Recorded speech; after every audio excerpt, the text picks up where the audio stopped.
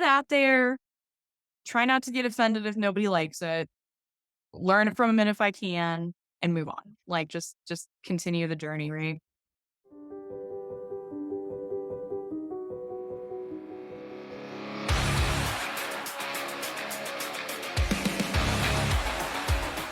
Sure. Strategies, sweet success. It was, like, years and years ago, and I feel so stupid for having done this. But, like, at the place where I was working at the time, they had, like, this little, booth or whatever, and it was like, "Enter your name here to win a free cruise." And, like, I put, like, my information on this slip of paper and dropped it into this cardboard box, and, like, a few weeks later, like, I just started getting, like, overwhelming amount of spam. And, it was just that's all that ploy like, that's all it was just collecting people's information and selling it to companies or marketing teams and whatever. And, I don't know if I ever told you about this before, but back when I was freelancing, like, doing a bunch of freelance marketing, let's say, like, 2016 or so, there's one company that I worked for, and, like, they it's hard to explain what they do, but they had, like, a newsletter about, like, stocks and day trading and stuff, and they were basically, like, an infotainment company talking about stocks and day trading, and you had to subscribe to be part of their newsletter and all this stuff. And they had like the shadiest marketing ever because like they would just like buy a list and like run it through, like just spam it until people unsubscribed or bought something or did something else or whatever. And just would like use the list up, use the names up until like they couldn't anymore and then just buy another list and move on to the next set. It's, like, harder to do these days, but I also remember that company, like, "We wanna get our unsubscribe rate down," and it's like, "Why don't you, like, actually collect, like, people's emails and opt-ins? Like, why don't you make, like, a free report that they download from your site so they could actually get on your list and maybe somewhat hear" like, they were just buying a list of random people. It could've been your grandma, it could've been somebody you went to high school with, it could've been your teen daughter or whatever, if she ever wrote her phone number on a slip of paper and tried to win a free cruise, like so, I mean, it's like and then, like, once it's out there, like, once your information's out there, if you're lucky, you can request that these companies, like, stop messaging you and take your name off their list, and delete your information from the database, but, like, usually by the time, like, one company has it, 7 companies have it, and so you'd have to, like, make a written request to all 7. And so, like, every time, like, new privacy rules come out, they're always trying to address this and try to make it easier for people to, like, undo, like, giving out their phone number or something like that, but, that's just kind of the nature of the beast. I mean, and it's gonna be this way for the next, like, 5, 10 years, like, that's how, like, a lot of companies make money. They just spam lists and spam marketing. It's crazy because you mentioned something that, how do we get our unsubscribe rate down? Well, whenever you have a process that just throws messages out to random lists of people, how do you get your unsubscribe rate down? You get tricky. And by getting tricky, you're going to basically be unintentionally or maybe intentionally targeting the people that are not as aware or maybe a little bit more naive about using technology and like putting your number out in places. So that, like you said, first times phone users, teenagers, maybe somebody that is elderly that doesn't really exactly understand how to keep their phone off a list or their number off of certain lists. And so, and then the other thing too, like I remember my father when he had a tablet, like in the last like couple of years of his life, he had so many downloaded, so many like spam sites and phishing schemes. All he would do is he would just click on all these targeted ads. And because he thought he was like, oh, well, it's on this YouTube page that I trust. It's this subscriber that has content that, I watch all the time and they seem on the level. It's a woodworking, video or whatever content. And so on the side, they'll be like targeting, oh, buy this drill. Hey, Kimu, for instance. And oh yeah, he'll click on that because he's like, this is affiliated with this content provider that I trust, but it's absolutely not. And it's strange because he didn't know that. And to him, he completely sees it from a different angle, from a different point of view. So he doesn't see the little nuances that clearly stand out as red flags to maybe other generations of people. But Yeah. yeah, whenever people are like, "How do we get our unsubscribe rate down?" A lot of times, the whole point, like, "Oh, well, let's introduce it like they're talking to somebody they know." That'll get them to actually read the message. Or let's put something that, a hook that gets them captivated. That also is a kind of it's manipulation. It's I don't know. I just don't like that form of advertising.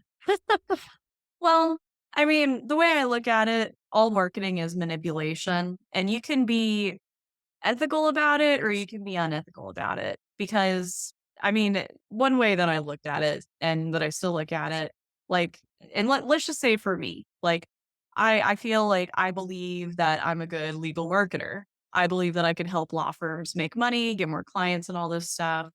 So, why wouldn't I put myself out there? Why wouldn't I develop marketing that puts me in a good light, that gets people to visit my website, to download my report?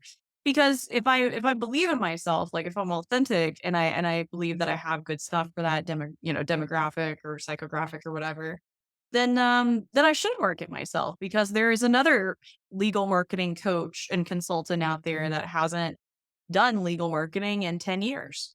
And do I want you to work with them? No, because they're gonna fuck up your marketing. I want you to work with me. And so like that's one way to look at it. But I mean, at the end of the day, all marketing is manipulation because that's what it is. It's one of the one of the books that kind of people usually to get started with marketing is called Propaganda. And let me look up the name of the author so I can say it and seem smart because I You remember the just name. I mentioned just never something remember the that I think author. is going to be another really good topic. Like, what are some external resources that you can go out there and research and equip yourself with that help you get a leg up in this industry? Yeah. I mean, Propaganda by Edward Bernays is like almost marketing 101.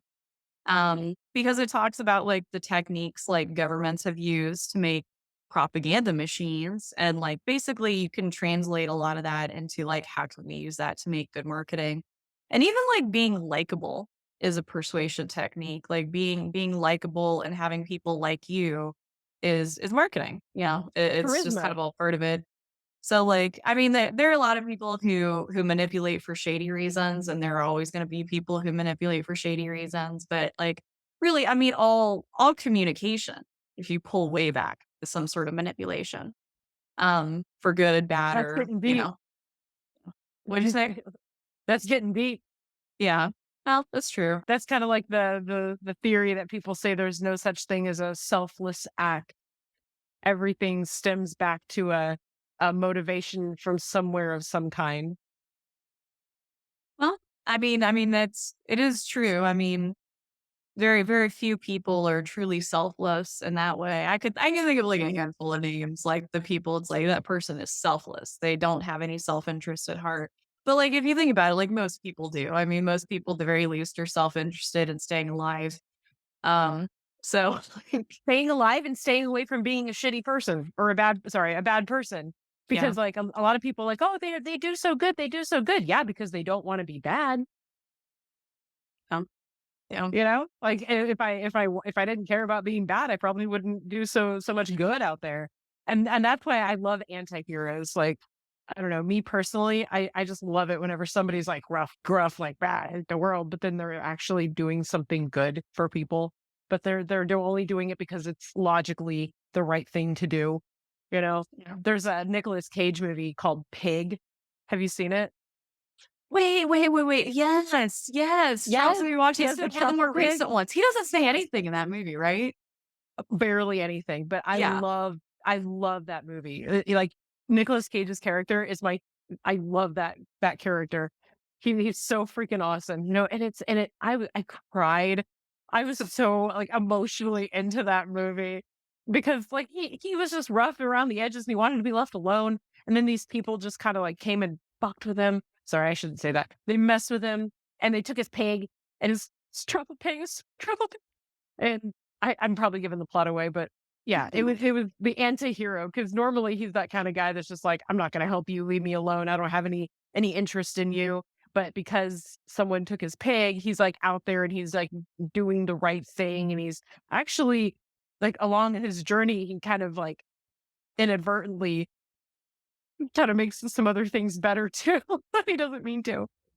You know? People really latch on to like stories and tropes. And I mean, like well, I hope you know, I write like quite a bit. That's like one of my main hobbies these days. I don't even play video games that much anymore.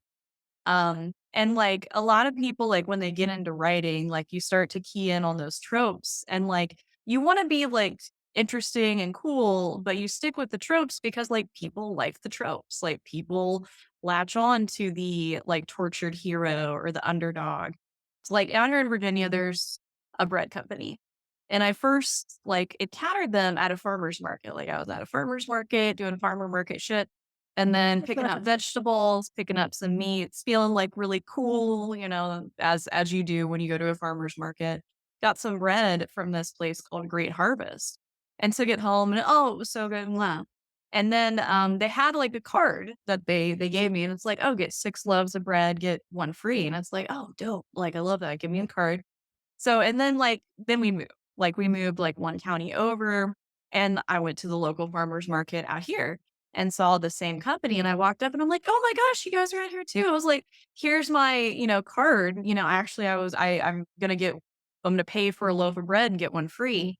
And they looked at it and they were confused. And like I was confused. So I felt a little bit awkward. And they were like, "Well, we'll give you a punch, but we won't give you a free bread." And they were like, "That store is owned by somebody else." And they were trying to be vague. Like I could tell they were trying to be vague. And like I went home and started Googling it. And this company, and it's honestly good bread. Like good bread, cute company, but it's called Great Harvest. And what I find very interesting about it is like each location, as much as it can, presents itself as a small locally owned business. But it's not. It's actually just a franchise. And so that's why they were weird about it because like their franchise owner was different than the one who owned the company on their punch card. And actually like the owner of that Great Harvest passed away a little bit ago, actually. It's kinda a little bit tragic. But, like, people definitely, like, saw them as, like, the local small business owner and talked about how they built Great Harvest and all this stuff. But, like and I mean, it was true. Like, they owned that franchise location like many franchisees do. But, like, Great Harvest was, like, a brand that they bought and not necessarily, like, a company that they made, like, or whatever. And so, like, I think it again, like, people latch on to that idea of being, like, a small local business owner. There's something, like, romantic about it. At least I think so. I'm a local small business owner, so I would say that. Yeah. Um, but, like, they like that image, and they buy into that image, that trope, if you will. And so, like, people walk in the door and, like, feel like they're shopping local, they feel rewarded by that, and it's a part of, like, the story the marketing weaves, like, the narrative that that company and that brand creates to get people to notice them, basically. It's funny when you say creating your image that I always think about our local attorney who's always on the TV and they market to Springfield, but he's actually stationed in like St. Louis or something or like Kansas City, like somewhere that's a bigger city located in Missouri. But he advertises down here and he makes it sound so local. And he's like, "I'm just one of you, I hear my roots and I'm just wondering." And he's got like he references places around the Ozarks, and he's like, "I did this my whole life and I've been here. I'm one of you." And I'm thinking to myself, like, okay, is this real? Like, how much of this is accurate? Like, and I know that he's trying to have a persona. I just don't I can't trust someone like that. I just don't. Well, I'm sure he's got some local roots, I'm sure, but So, like, then, to defend the attorney, that's one strategy that I use to try to personalize the content and make it local. So he's coming out there and saying, like, I'm gonna use Woodbridge as an example, and that's a place out here in Virginia. But like, hey, your local Woodbridge attorney, and he might even write like SEO content that talks about Woodbridge. And that's because, like, he knows and I know that's why I use the strategy that people, like, favor people who talk locally. Like, they want somebody who, like, they feel like gets the area. And it kind of depends on what area of law that they practice. For personal injury, like, there is some, like, hey, like, you need to understand Springfield to really get my accident case. Like, that's not really true. Like, if we're being honest, like, as consumers, like, we might feel that way, but like, a lawyer that's licensed to practice within Missouri is qualified to take a case any place in Missouri. And, like, there's probably not gonna be a whole lot of local flavor, coming out of, like, one city in that area more than, another city in that area. They could take a case in either city, and they know that. The customer doesn't know that, though. Like, there's that deep ingrained, like, thought, like, "I need somebody local who gets this area because that's important," even when it's not. And so, like, sometimes, like, when we're marketing, like, we're playing into and again, this all marketing is manipulation. We're playing into, like, what they actually want, even if, like, that's not necessarily what you need, and not doesn't necessarily matter that the attorney lives within, Woodbridge, Virginia. Um, and so, like, it's playing in, I guess, to that customer ignorance, but not exactly maliciously because it really doesn't matter. It really doesn't matter how local your attorney is. Um, but yeah. It's funny because, like, if you think about a purchasing decision, which hiring an attorney is a purchasing decision, so one of the parts of that whole decision making process is if your feelings have you inclining towards a certain outcome, your mind, your head is going to find how do we make a logical path to get there and make that happen. So if you have maybe of a feeling about a certain advertisement that you saw, and then suddenly you need that product or that service, your head is going to naturally say, all right, how do we make that work? How do we get that result? And it's interesting as well because that same attorney, along with being like, I'm local, I'm one of you, he also has advertisements that really highlight how he's friends with Travis Kelce.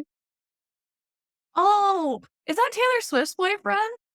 Yes, That's yes, but hilarious. it was before the okay, so by the way, Taylor and Travis turns out if you combine them, it's trailer. Yeah, yeah. So Taylor and Travis, we just call it trailer or Travis and Taylor trailer. So this trailer relationship, but it was this attorney's advertisements were before that, but he like really leaned in. He was like friends with Travis Kelce, and this was whenever Patrick Mahomes was like really front and center. You right, and then after Patrick Mahomes was like, wow, this guy's an amazing quarterback. Travis Kelce's always been an amazing player, but they kind of go hand in hand. It's like, well, oh, well, Patrick Mahomes is that good because he has Travis Kelce. So then they were kind of like dual stardom at the same time. But this lawyer, this law firm, he was advertising way before anybody even knew who Travis Kelce was. And he was like, we're best friends. Well, that's kind of Yeah. a little bit And like, I'm I'm friends not with even Travis kidding. Kelce. It's cute. Oh no, best friends. Best Best friends. friends. Best friends. He's got like a series of different ads where it's him and Travis Kelce, and they're like becoming friends. Huh? Like they're playing pool together. It's like a montage of like music in the background of them like doing stuff. Are you familiar with I'm sure you are. You're familiar with Bob's Burgers, right? Oh yes, I love Do that show. do you remember that episode where Bob and the family try to make a commercial and, like, Bob, like, throws the family under the bus and goes all in on the celebrity endorsement? That episode cracks me up. I love that. Yeah. It kind of does feel like that too because I mean, and like this guy, this law firm, he I know so much about him and his life, and because like who he's friends with and what happened to his wife, like she unfortunately passed away from Oh. I think like brain cancer or something, but and now he like has a charity organization dedicated to her. It's really sweet. He gives away bike helmets here locally at whenever we have a fair, you know. And so like he has a presence locally, yes, but his actual, like, home and his office are in I think it's either St. Louis or Kansas City. I would say it's probably Kansas City. But Yeah. either way, I feel like I know this guy, and he seems so cheesy and corny, and I think he wanted it to be that way. Because I think he wanted it to be like, "Hey, look, I make friends just like all of you, awkwardly and weirdly." Like, and it just so happened that the celebrity endorsement, like, really blew up, and then when he did, he was like, "I never thought my see my friend did. I'm so proud of him." It's kind of a flex that Anyway, you know somebody who's dating Taylor Swift, though, I'm not even gonna lie. Like, I'd be name dropping all the time, be like, "I am friends with somebody who's dating Taylor Swift." Yeah. oh my Um, gosh. Yeah, the trailer saga. Not that I don't even like Taylor Swift's music that much, but it's still, like, a big, like, I do. I'm sorry. Like, No, no, I mean, I it's hate it. fine. Like, a lot of it's, like, good. It's just, like, I'm I'm not not a going to Taylor Swiftie. Swift. No, I'm not a Swiftie. Like, I'm not gonna go to one of her concerts, hell no. In fact, I'll do everything I can to avoid it because it's so insane. But I like her music, like, but either way, the advertising, like, side of it, I don't know, and especially whenever, like, celebrities do become, like, a big deal, you kinda take a risk attaching yourself to them because you don't know if they're gonna blow up good or bad. Oh, They yeah. something strange might happen, and you're just like, "Whoa, I can't. Oh no, my name's attached to that person. Uh oh." Yeah, you definitely these companies definitely get risk adverse, and then you have, like, the bad examples, like Subway. I forget the guy's name, Jared. And then Bogle. yeah, you have the Oh, bad examples. Then you have the good examples, like Flo for Progressive. Like, she's been that spokesperson for a long time. I have a hard time imagining Flo screwing that up. Like, she's got that progressive money on lock, man. oh my gosh, no kidding. Like, can you? When she started those commercials, I remember it was like what, like 20 years ago. It feels like. But, it's like that dude who, from "Dude, You're Getting Adele," like, whatever happened to him? But I love the fact that Oh. Flo has a staff and they all have, like, little personalities, like, Jamie's like, "I'm not cut out for leadership material." They're like, "Who's the Oh. boss?" I thought Jamie was the boss. He's like, "No, I'm not the boss. I'm not cut out for that." And it's just kinda like his character persona. Anyway, they all have, like, a little different vibe to them. But yeah, no, like you kinda start an advertisement in a certain area and you never know where it could lead to unless you're planning on it leading there. I think the Sasquatch, like the Jack Link's jerky, like, messing with Sasquatch. Do you remember those? Yeah, yeah, I do. Yeah. Those are like those became viral videos. They have like an entire like YouTube channel, like a whole series of other commercials that were not okay to advertise. And I think the same with like the Budweiser commercials. And then Real American Heroes. I think what was that like? Was that Bud as well? They've had a lot of good advertising campaigns. I think it was Real Men of Genius.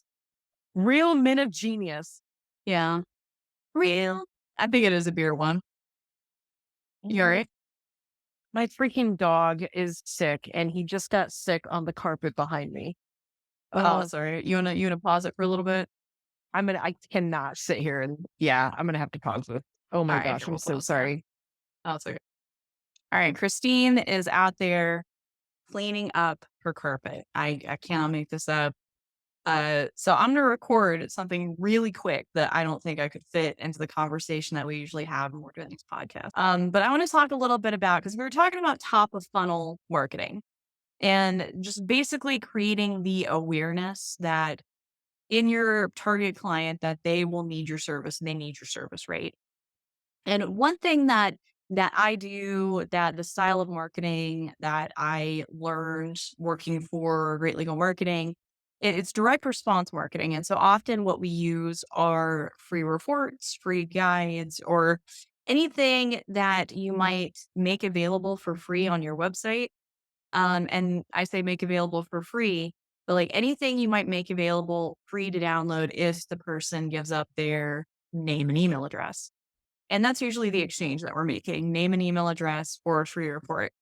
Now, I've done this. Like, I've definitely given out my name and email address for a free report.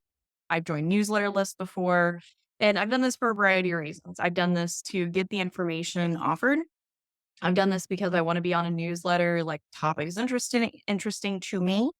Or I wanted more information about the person who's writing the email newsletter. I'm actually subscribed to a few newsletter lists where I don't benefit from the content because I know all the content, but keeping tabs on the people who write the newsletter, right? So there are a couple of reasons you might, join and give up your email and mailing address and benefit from the exchange. And a lot of people do. And that's really the key if you're giving out free reports and free ebooks on your site. You have to make them worth that exchange. Too often, what I see attorneys do is they'll make let's just say like the Virginia car accident ebook, and that's the title on the book.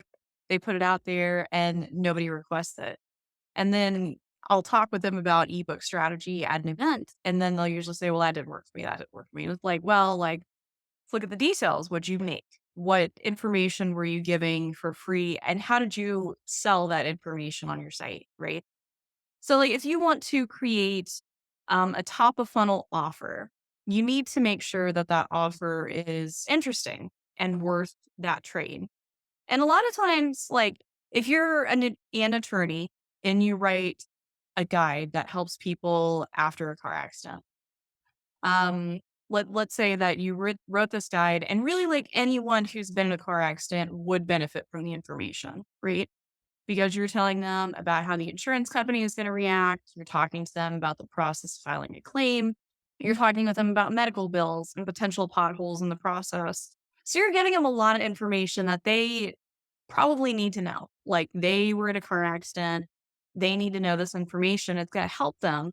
And so, like, you put together the book just with whatever information you had in your lawyer had.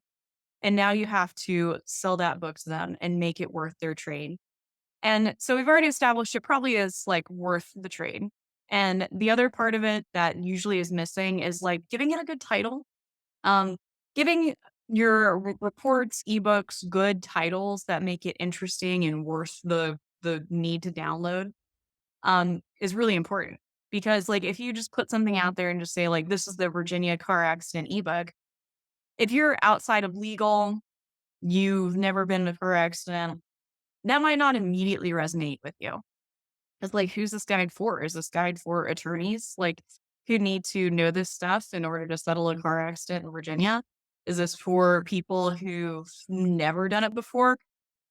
All that information may be implicit and entitled to you, the law firm, but it's not necessarily to them.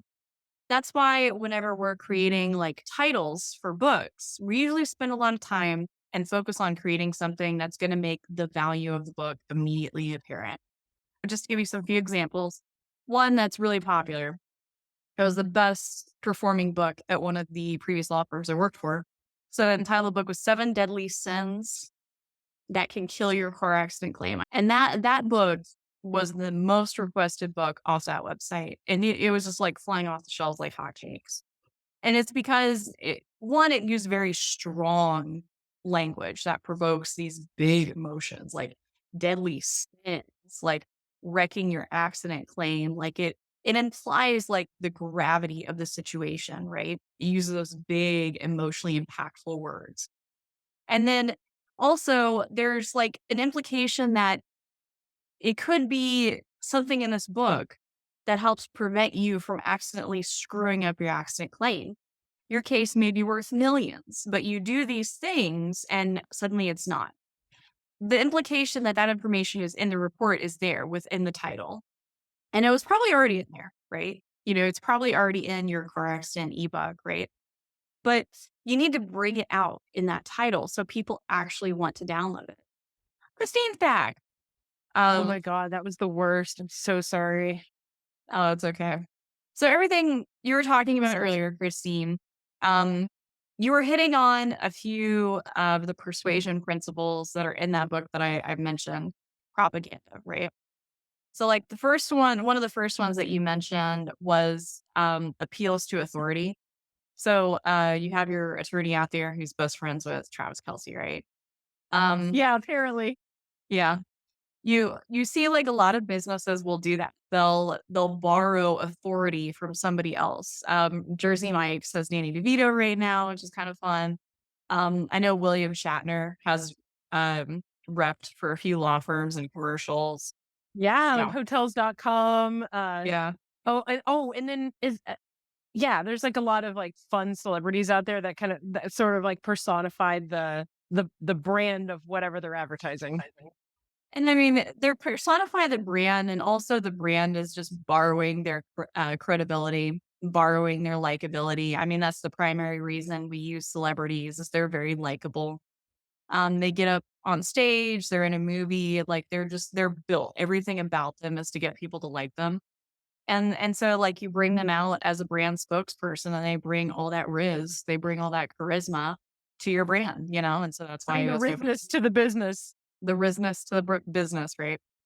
So like there's that. So there's that authority, like reaching out and like pairing yourself with an authority, an established figure in the area is always like a great way to get people to like trust you and start to buy on the manipulation of your marketing.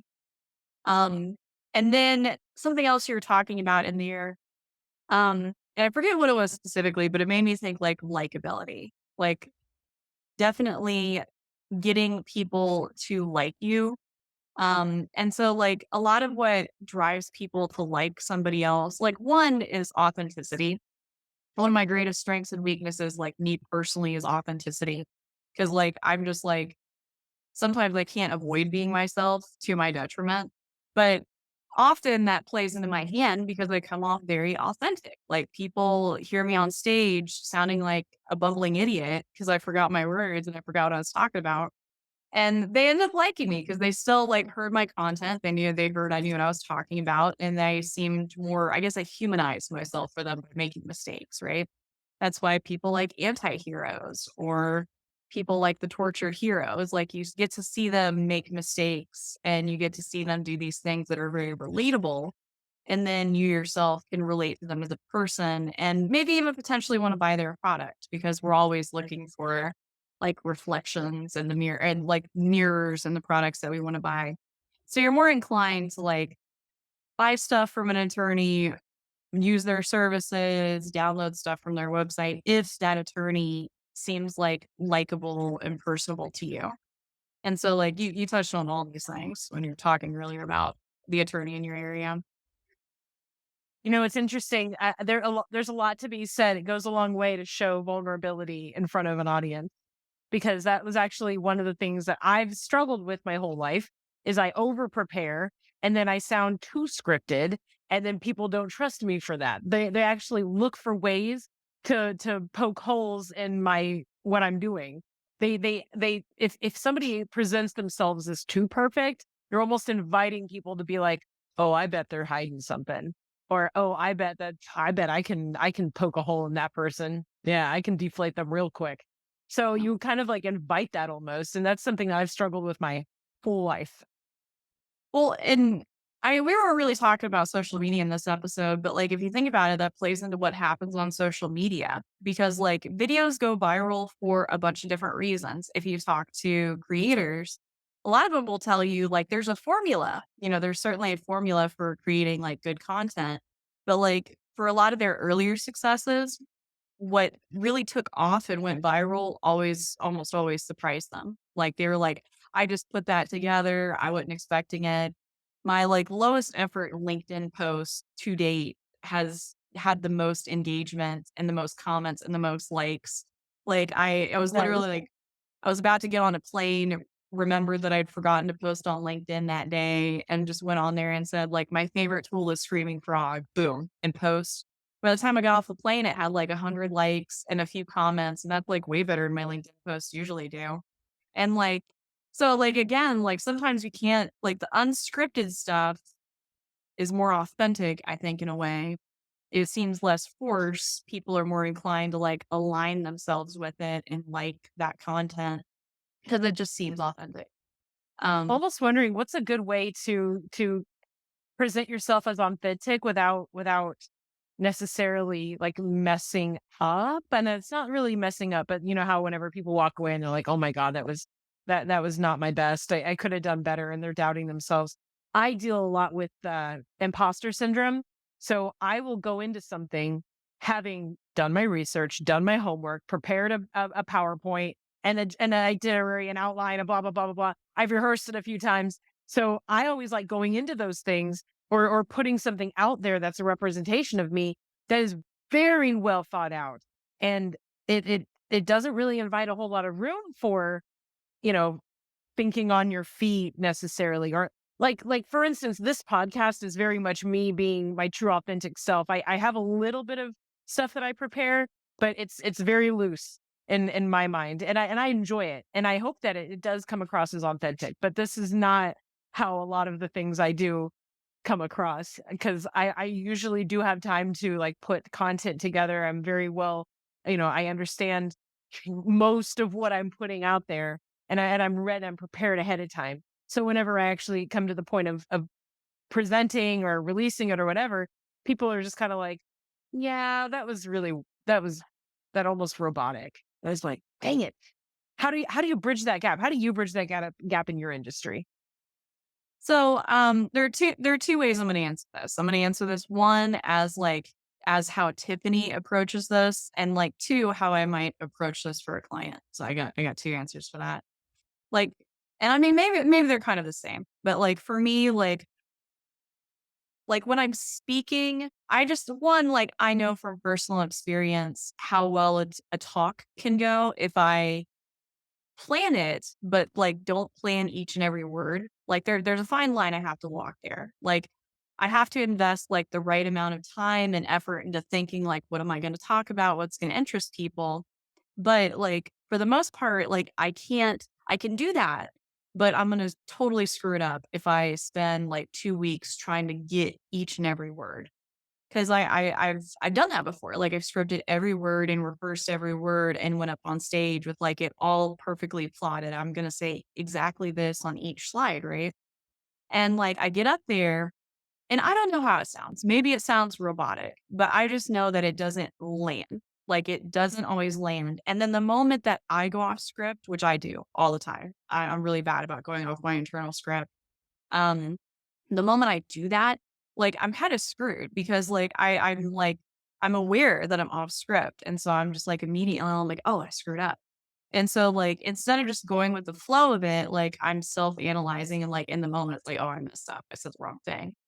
Um, and so, like, there's, like, a fine line for me, like, somebody who writes content on LinkedIn, somebody who does TikTok videos, somebody who goes out and, like, does talks and shit and then records this podcast. Like, there's so much content, like, I'm constantly making.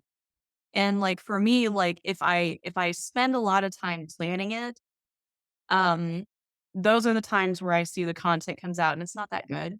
Like, I don't like it as much. But if I focus more on, like, here's the brand persona I wanna put out there, like, here's the tone I'm going for, here's what I wanna be known for, and I try to just to write good stuff, like, I try to, like, give value.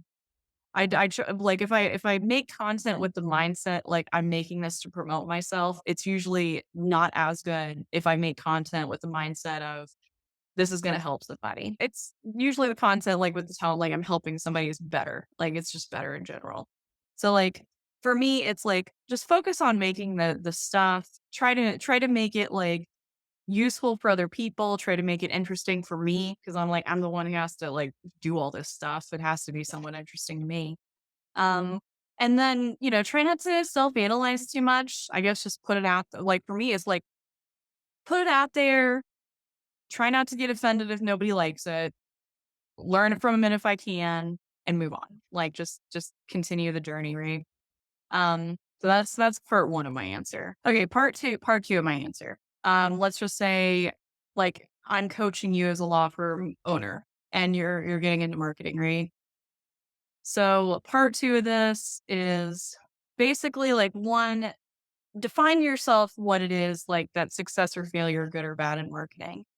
Because for the attorneys, I think a lot of them have the mindset that bad marketing is marketing that's going to offend somebody. And, like, marketing bad offends somebody, like, if it offends enough people, it is bad marketing. Like, if it offends more, like, most people, it's probably not good, like, right?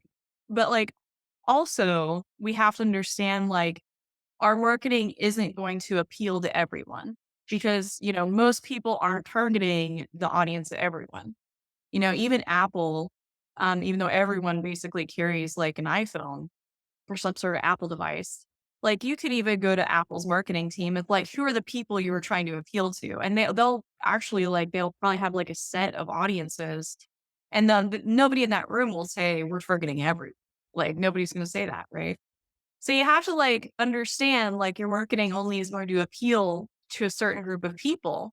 And if it offends somebody in a way that's like not like criminal in any kind of way and isn't like mean spirited in any kind of way. If it offends somebody, it offends somebody. If it's not mean spirited and it's not like even unintentionally mean spirited, I guess, then, whatever. People are going to be offended by anything. People get offended every time we send out an email newsletter. They'll respond in all caps, take me off your newsletter. I hate you. And all we did is tell them like, we couldn't take your case, right? That person's deeply offended that we're put them, sent them an email newsletter, but we have no control over that. So I try to coach the attorneys like bad marketing isn't marketing that offends somebody. Bad marketing is marketing that people ignore. And so like if people are ignoring your marketing, they're not buying your product. They're not interested in your brand. They're not getting invested. And so like, we gotta reframe that for ourselves because like we don't want to make marketing that's easy to ignore. We want marketing that like seizes people and has them pay attention. And so like that might offend some people. And so reframe it, one, and then like also like talk about like be open and honest like with your marketing team and with yourself, like how you want to present the brand. Um, I wanted to write a LinkedIn post about it, but I actually couldn't figure out how to fit it in. But like, I think ChatGPT made people realize how much they actually don't want to use humor in their writing. Because I talked with a lot of attorneys before ChatGPT, and almost everyone would say, like, I want a dose of humor with my marketing. And then we start using ChatGPT and like saying, add a dose of humor to the content. And when it does, you're just like, oh, like that's not what I wanted. And so I think people started to realize like, okay, maybe I'm not like funny. Like maybe that's not actually what I want. Um, but like, but be honest about what you're looking for. It's okay to be silly. People like silly.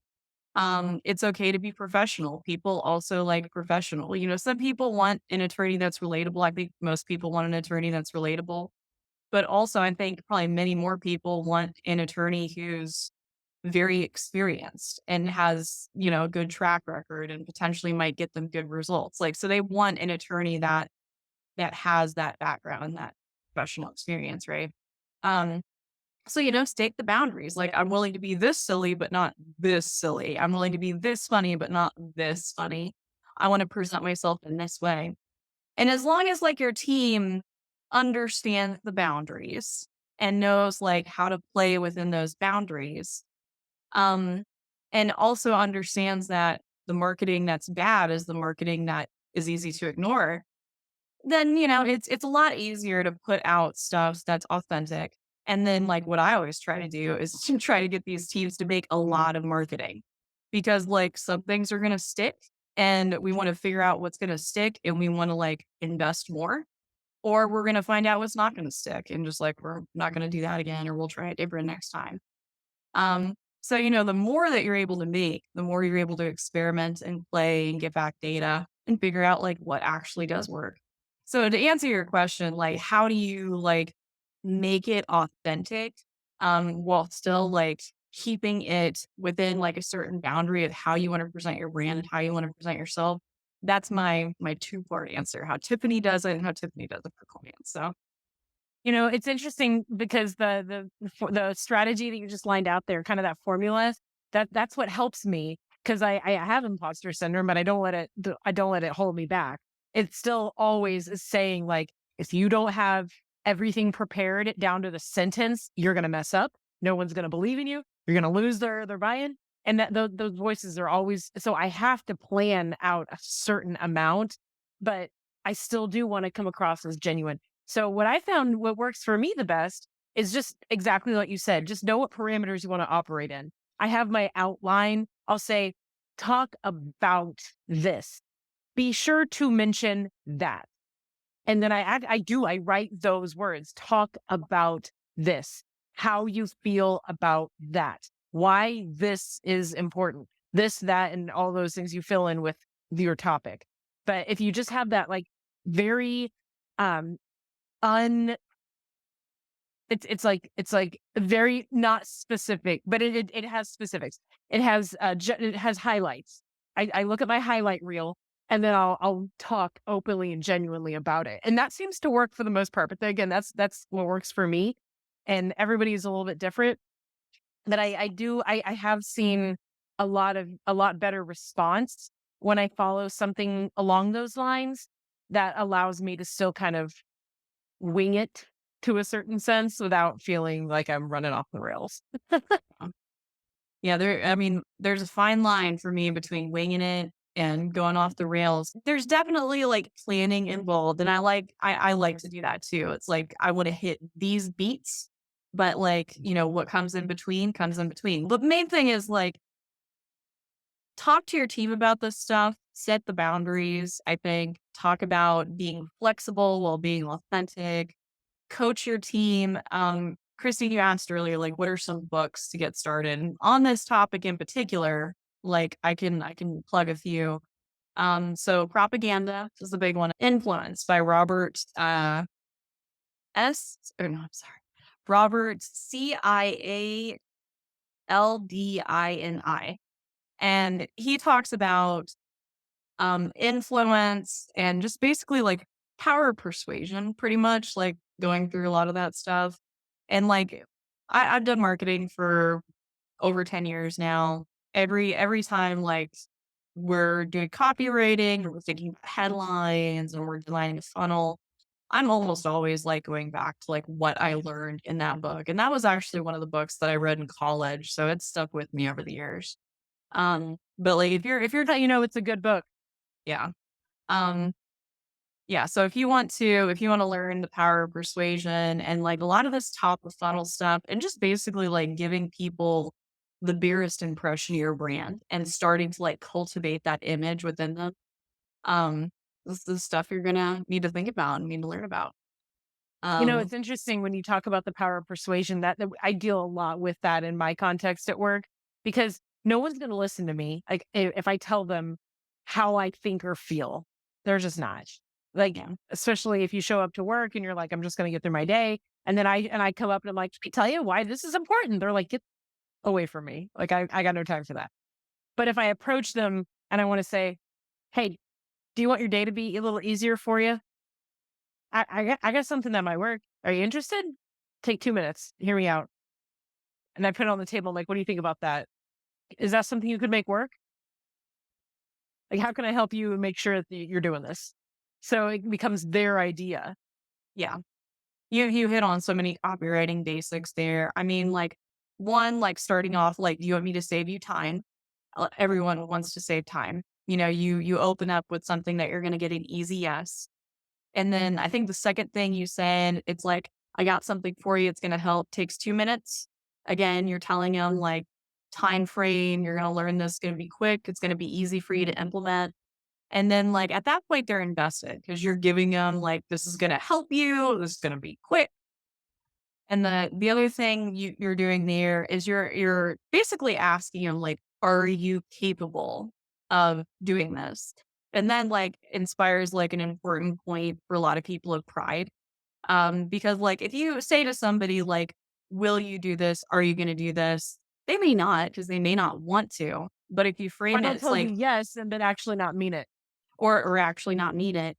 But like if you come at them and it's like, are you capable of following the instructions I gave you? Like they're either gonna have to acknowledge like that, no, I'm not, or yes, I can. And most people are just gonna be like, yeah, I can. And then even more, they'll want to prove it to you.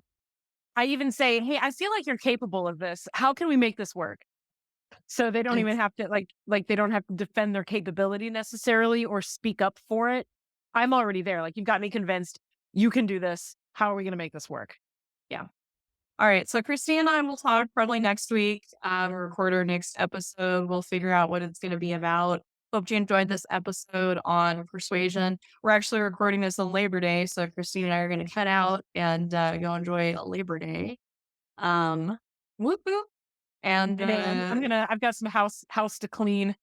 I am. I know. I'm pretending I'm going to go party, but actually I'm going to go do chores.